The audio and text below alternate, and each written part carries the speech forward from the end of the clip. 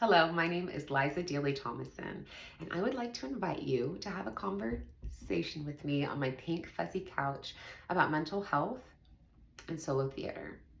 When I first began my journey of talking about these sensitive subjects, very much taboo in many cultures, it's just like a hot topic right now in the world, like mental health. And I wanted to so badly do it the right way. And because my sister is a social worker and a lot of her friends are psychiatrists and psychologists and therapists, I reached out to her and her community and asked them for medical journals and prestigious articles to help guide me in what is the most appropriate way and correct way to handle a sensitive topic like this. So if you clicked on this video, I have a sneaking suspicion that you too have a lot of empathy and a lot of love, and that you want to handle these sensitive subjects with the honor and the reverence that they deserve. So already for that, I just applaud you. And I think it's really, really brave. And I think the first question that became clear I needed to answer for myself was, am I writing this musical for a specific community that I want to impact? Or is this a story that my soul really needs to express?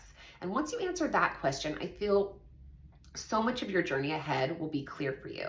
An example of someone who did it for others would be Sarah Jones, who wrote Buy, Sell, Date. Before she even debuted her show that deals with sex work, she got a lot of flack from the community that she wanted to assist and expose and bring light to and shift the conversation around. And so she ended up making her Amazon show, like documentary style, and got interviews from sex workers and incorporated their perspectives. And that's an example of really gearing it toward a specific community. I originally started to do that for my show, but it quickly veered into, I've never told my story, and I really want to use this as a platform to tell my story. And I've had 3 brothers die by suicide, a grandparent, an ex-suicidal lover who really struggled with that, family, friends. Like, this particular subject has personally impacted me. And so when I realized that whether it's a suicide story or my story, it's the same story. And it makes me brave that no one can confront me with doing it the right or wrong way, because I'm literally just telling what happened to me. And so, are you trying to express a moment in time, a scene from your life? Is this about you and your relationship with someone specific? Or is it a topic you're maybe less familiar with, but you just feel so called to talk about it? What is the story that wants to be told? And how do I want to express it? And leave everyone kind of at the door, unless you really, really are like, I have my heart on being of assistance to this one community, and then get as much clarity and interview as many people as you possibly can. When it comes to do's and don'ts, here again, research, well, I personally don't believe there is, but what I did do research on is, with suicide, for example, a lot of the medical journals and studies show to focus on messages of hope, to avoid talking about how specific things are done. And like I said, that was already very much within my soul of like, I want to bring a new type of perspective to the mental health thing. And I don't want to just drone in on how things are dark and the end. That was very much what I'm an optimist naturally. I'm a lover naturally. I believe in a higher power. I believe in God. So all of these things, of course, because they are me, were absorbed into my show. Good or bad, it opens up a conversation. I think we put so much pressure on ourselves.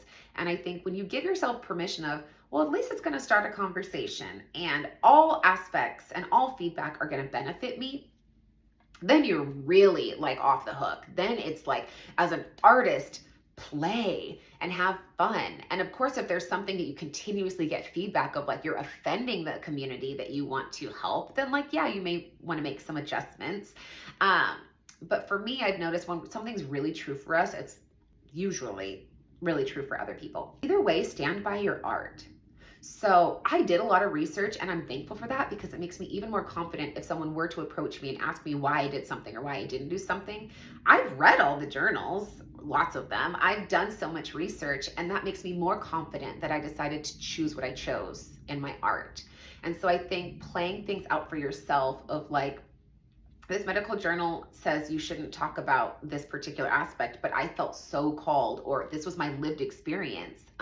Giving yourself that compassion. Either way, for me, the question became, if I placate this musical to something that doesn't resonate with me, I will feel like I let myself down. And so that's when things really flipped. I'm like, got it. My brother just died in March. This is actually how I'm healing. The show can change as we go along, as I keep hearing from lots of touring solo artists that like your art evolves with you. And so there's no end assignment. There's no like, this is done. It's just, this is what I feel good about right now. And then the next show, this is what I feel called and good about for the next show.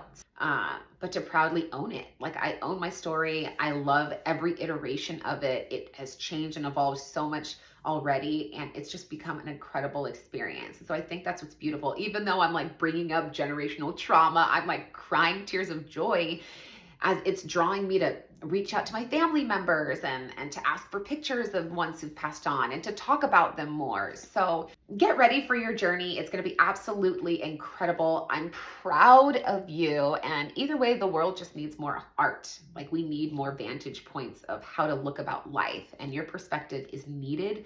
Your perspective is valid. Happy creating.